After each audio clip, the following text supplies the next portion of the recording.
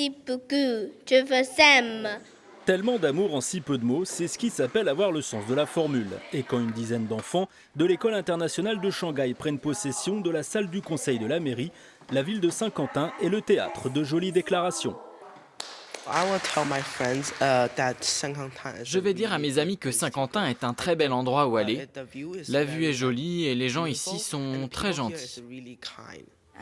Je vais dire à tous mes amis de visiter la France et particulièrement de venir ici. Ce n'est pas très loin de Paris. C'est vrai que les touristes ne restent pas longtemps autour de Paris, mais on trouve que cette ville est très jolie.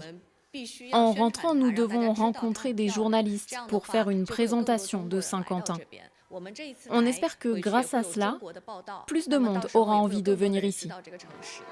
À défaut d'avoir visité la ville, le groupe s'est livré à un concours d'éloquence sur le monde de demain, du tourisme intellectuel valorisé par la mairie. En effet, sa politique d'attractivité envers la Chine a été brutalement freinée par le Covid. Avant Covid, on avait en moyenne 8 groupes par an qui venaient de Shanghai, Canton ou Pékin, des groupes d'environ 30 personnes. Et là, ça reprend depuis 2 ans.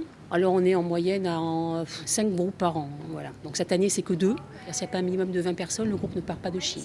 Toujours présent, sur 3 tours opérateurs, Saint-Quentin souhaite accentuer la stratégie mise en place par Xavier Bertrand en 2018 en espérant des retombées sur l'économie locale. Pour nous, c'est aussi très important sur le plan de l'attractivité. C'est aussi un levier économique. Ça fait vivre les hébergeurs, les restaurateurs. Et donc, on veut encore amplifier cette stratégie. Une délégation axonaise pourrait se rendre prochainement en Chine pour démarcher de nouveaux tours opérateurs. La stratégie pourrait également passer par des échanges scolaires.